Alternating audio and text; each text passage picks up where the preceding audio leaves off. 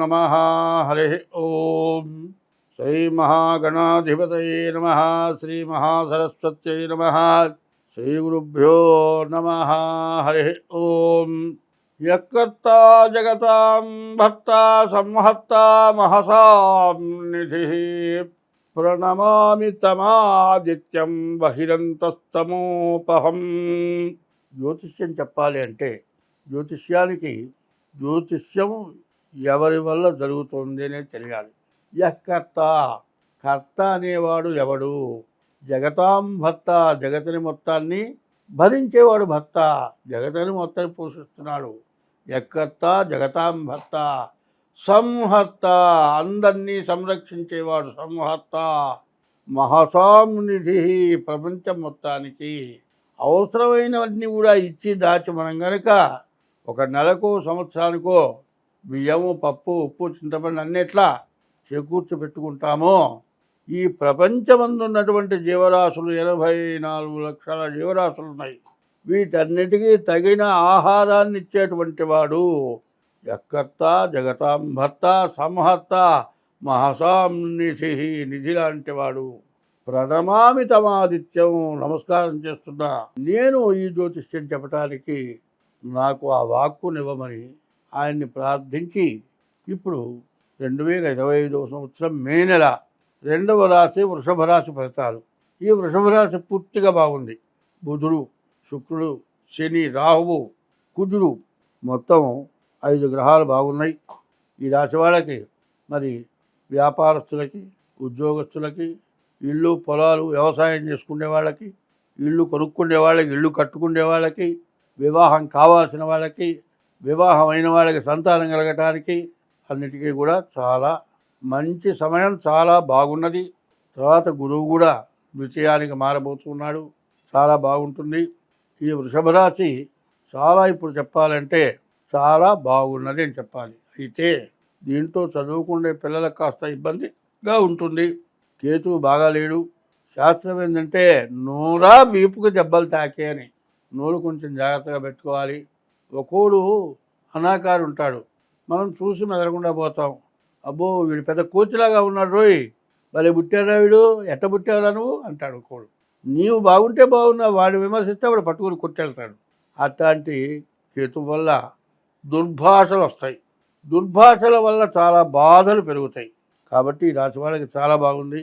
ఈ రాశి వాళ్ళకి ఎదురంటూ లేదు. పైన వీళ్ళు వివాహం చేసుకోవాలి అంటే మాత్రం కాలసర్ప దోషం, రాహుకేతువుల మధ్యలో గ్రహాలు పడి ఉన్నాయి. వివాహం తొందరగా కావటానికి బాగా అవకాశం వస్తుంది. అందులో ఇప్పుడు మాత్రం ఎవరైనా సరే ఆడపిల్లకి మగపిల్లాడు కానీ, మగపిల్లాడికి ఆడపిల్ల కానీ మధ్యలో కలుస్తారు. ఒకరినోళ్ళు పలకరించుకుంటారు మంచిగా, ఏదో మంచివాళ్లే మంచిగా మాట్లాడాలి అనుకుంటారు. అట్లా పెరుగుతుంది. స్నేహితం కిందికి వస్తుంది. స్నేహితం కిందికి రావడమే కాక ఒకళ్ళ స్వభావాలు ఒకళ్ళు మాట్లాడుకుంటారు. చివరికి వచ్చేటప్పటికల్లా వాళ్ళ స్వభావం నాకు కలిసింది బాగుందని వీళ్ళు అనుకుంటారు, వీళ్ళ స్వభావం వాళ్ళకి కలిసింది అనుకుంటారు. ఇదిగాక అబ్బో ఈ అమ్మాయి అందులో మగవాడి కంటే ఆడమనిషి చాలా అందగత్తని ఇష్టపడతారు. ఇన్ని అయిన తర్వాత అప్పటిదాకా కొంతకాలం గడుస్తుంది, కలిసి తిరుగుతారు, సినిమాలకి వాటికి వీటికి తిరుగుతారు. ఏవైనా సరే మన ఇద్దరం పెళ్లి చేసుకుందాం అనేటువంటి ఆలోచనకు వస్తారు. మొదట్లోనే పెద్దవాళ్ళకి చెప్పడం అంటూ జరగదు. చివరికి ఎంతవరకు వస్తుంది, ఏమైనా సరే మనమే పెళ్లి చేసుకుందాము అనే పరిస్థితికి వస్తుంది. అప్పుడు పెద్దవాళ్ళు పెళ్లి చేస్తామంటే నాకు వద్దంటారు. ఈ పిల్లని చేసుకోరా, ఆ పిల్లని చేసుకోరా, వాళ్ళింత కట్నం ఇస్తాయి, ఏమన్నా చెప్పు, ఏమిరా నాకు ఇప్పుడు పెళ్ళొద్దు. ఇట్లా కొంతకాలం మనస్సులో పెట్టుకొని చివరికి గట్టిగా అడిగితే నేను ఒక అమ్మాయిని అనుకున్నాను, ఆ అమ్మాయిని అయితే చేసుకుంటానంటాడు. కాదురా, మంచో చెడో బ్రాహ్మణుడు చూపించాలి, జాతకం బాగుంది లేదో చూడాలి, చూసి పెళ్లి చేసుకోవాలి. ఎట్లా పడితే అట్లా చేస్తే ఎట్లాగయా, మేమైనా సరే మీ ఇద్దరు జాతకాలు కలిసినయా, చేసుకుంటే బాగుంటుందా లేదా అడిగిన తర్వాత ఆ పిల్లని చూద్దాం. ముందుగా పిల్లని చూడటం తప్పు, వాళ్ళు ఇబ్బంది పెట్టినట్టు అవుతుందంటే ఇవన్నీ కాదయ్యా, పెళ్ళి నేనా చేసుకునేది నువ్వా, నాకు ఇష్టమైన పిల్లని నేను చేసుకుంటా, నీ ఇష్ట ప్రకారం చేసుకునేది ఏంది, కాదురా ఇట్ట కాదయ్యా, చేసుకోవడం మంచిది కాదు, కులం కావాలి, గోత్రం కావాలి, వాళ్ళ మంచి స్వభావాలు కావాలి, అన్ని విధాలా చూసి చేసుకోవాలంటే ఇవన్నీ మాకు అనవసరం, మేము పెళ్లి చేసుకోవాల్సిందే, చేస్తే ఈ పిల్లనే నేను చేసుకుంటా, లేకపోతే ఆ పిల్ల నేను ఈ పిల్లని అయితేనే చేసుకుంటా, లేకపోతే చస్తాం ఇద్దరం. ఇట్లాంటి పరిస్థితుల్లో పెళ్లి చేసుకొని ఈ ఏళ్ళ నడసంలో ఈ పెళ్లి వల్ల నెల తిరగకుండా వేరే దాన్ని బట్టి మరి వీళ్ళిద్దరికి వచ్చిన తగాదా కాక వీళ్ళ పేరెంట్స్ మీద తల్లిదండ్రుల వల్ల మా కాపురాలు పోయినాయని పోలీస్ కేసులో పెట్టుకొని కోర్టుకు ఎక్కి మరి మొగుడు పెళ్ళం చోట ఉండలేక కోర్టుకు ఎక్కి అందరి మీద కేసులు పెట్టి కుటుంబ సభ్యులందరినీ జైలు పాలు చేసి విడాకులు రాక ఏజ్ మారైపోయి మళ్ళీ పెళ్లిగాక ఇబ్బందులు జరుగుతున్నవి కొన్ని వేల మందిలో, కోట్ల మంది ఉన్నారు ఇవాళ. కోర్టు నిండా అవే ఉన్నాయి. కాబట్టి ఎప్పుడైనా సరే వివాహం కావాలి అంటే ముందు మీ డేట్ ఆఫ్ బర్త్, మీ జన్మ నక్షత్రం, మీ రాసులు, మీ గ్రహాలు ఇవన్నీ చూడాలి. షష్టాష్టకాలు అని ఉన్నాయి. కారసర్ప దోషం ఉంది, కుజ దోషం ఉంది, పితృదోషం ఉంది. ఇట్లాంటి దోషాలని కూడా చూపించుకొని అన్ని విధాలా బాగుంటాయనే పెళ్లి చేసుకోవాలి. అన్ని విధాలా బాగుందంటేనే పెళ్లి చేసుకోవాలి. కాదు నేను ఇట్లాగే చేసుకుంటాను అంటే మాత్రం బావిలో దూకుతాను, నాకు ఈతొచ్చు, నేను పైకి వస్తాను అనుకుంటాడు. బావిలో దూకినా, నదిలో దూకినా, ఎందులో దూకినా ఎప్పుడూ ఈత కరెక్ట్గా ఉండదు. ఆ ఈత నుంచి బయటికి రావడం చాలా కష్టం. సంసారం మహాసముద్రం. సంసార సముద్రంలో నుంచి బయటికి రావడం అంటే చాలా కష్టం. కాబట్టి ఈ రాశి వాళ్ళు చాలా బాగున్నది. పడితే మాత్రం నడి సముద్రంలో పడ్డట్టే వివాహ విషయంలో. కాబట్టి జాతకాలు జాగ్రత్తగా చూపించుకొని వివాహాలు చేసుకోవటం ఇట్లా ఉండటం చాలా అవసరం. బాగున్నప్పుడు అంతా బాగానే ఉంటుంది. బాగున్నప్పుడు ఒక్కోసారి ఏమవుతుందంటే ఒక కొబ్బరికాయ ఉందండి, కొబ్బరికాయ పగలకుండా పైన పెంకు తీస్తాడు, కత్తి పెట్టి అట్ట కొడతాడు, కొట్టినప్పుడు పెంకు ఊడిపోతుంది. అదే కొట్టేటప్పుడు నీకు బాగున్నప్పుడు ఆ కాయ మీద పడకుండా చేతి మీద పడి చెయ్యి తెగిపోతుంది. ఈ చెయ్యి తెగిపోవటమా కొబ్బరికాయ పెంకు ఊడిపోవటం అంటే నీ భవిష్యత్తును బట్టి ఉంటుంది. కాబట్టి భవిష్యత్ అనేది భూత భవిష్యత్ వర్తమానాలు అంటారు. జరిగింది, జరుగుతున్నది, జరగబోయేది తెలుసుకోవాలంటే జ్యోతిష్యం. జ్యోతిష్యం ద్వారా మీరు తెలుసుకొని ముందుగా మీ ప్రవర్తన మార్చుకోండి.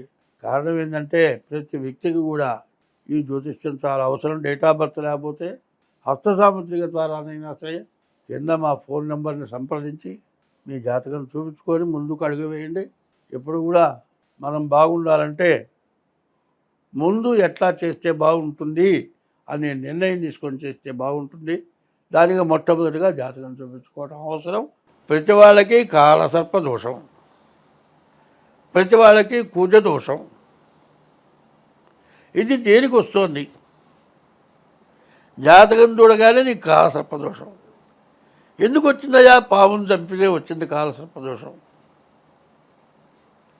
ఎవరిని చంపినా కాలసర్పదోషం రావట్లే, పావును చంపితే కాలసర్పదోషం ఉంది. మరి ఇట్లాంటివి చేయటం వల్ల పావుని చంపితే 7 జన్మాలు, 7 14 జన్మాలు కాలసర్పదోషం వస్తుంది. అందువల్ల ఈ దోషాల నుంచి బయటపడాలి, అందరం మంచిగా బతకాలి. హిట్లరు ప్రపంచాన్ని గెలవాలని యుద్ధం చేసి చివరికి శవాన్ని తీసుకెళ్లే రోజు ఆ చేతులు బయట పెట్టుకున్నట్ట. క్రిస్టియన్స్ బాక్సులా కాబట్టి బాక్సులో పెట్టి పైన మూసేస్తారు. 2 చేతులు ఇట్లా దాపాడు. వాడికి ఏమీ లేదు, అన్నీ ఉన్నాయి. ఉన్నదేంటి? పాపం, పుణ్యం లేదు. నీ పుణ్యమైన ధారము ఏమని చేయి దాపాడు. కాబట్టి పాపం చేయటం ఎందుకు? పుణ్యం చేయమని ధారపోయమని అడగటం ఎందుకు? అది లేకుండా ఉండాలంటే ఒక్కటే చెబుతున్నా, గుర్తుపెట్టుకోండి. అన్నదానము కన్నా అధిక దానము లేదు. తల్లిదండ్రుల కన్నా దైవమేరి. అన్నదానం చెయ్యి, తల్లిదండ్రులను జాగ్రత్తగా చూడు. తల్లిదండ్రుల కన్నా దైవమేరి. సత్యశీలత కన్నా జగతి తపం వేరి. సత్యం పలకటం. శీలత అంటే ఆడ మనిషి స్త్రీ పురుష వ్యామోహం, మగ మనిషి స్త్రీ వ్యామోహం. ఇది శీలత. సత్యశీలత కన్నా జగతి తపం వేది. జగతిని తపస్సు ఇంకోట్లేదుట. దయ కంటే ఎక్కువ ధర్మమేది. ప్రతి జీవరాశి యందు దానికి కష్టం వచ్చినప్పుడు దయ చూపించడమే ధర్మం. దయ కంటే ఎక్కువ ధర్మమేది.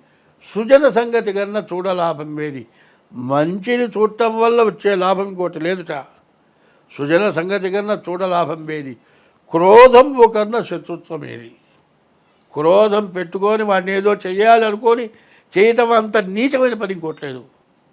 అంగనామణి కన్నా భిన్నవమణి ఏది. ఆడ మనిషిని మించిన మణి ఇంకొకటి లేదుట. అందువల్ల నీ భార్యను భార్యగా చూడు, చెల్లెలు చెల్లెలుగా చూడు, పర స్త్రీని తల్లిగానో చెల్లెలుగా చూడు. అంగనామణి కన్నా అవమణి ఏది. రుణము కంటేను నరునకు రోగం ఏది.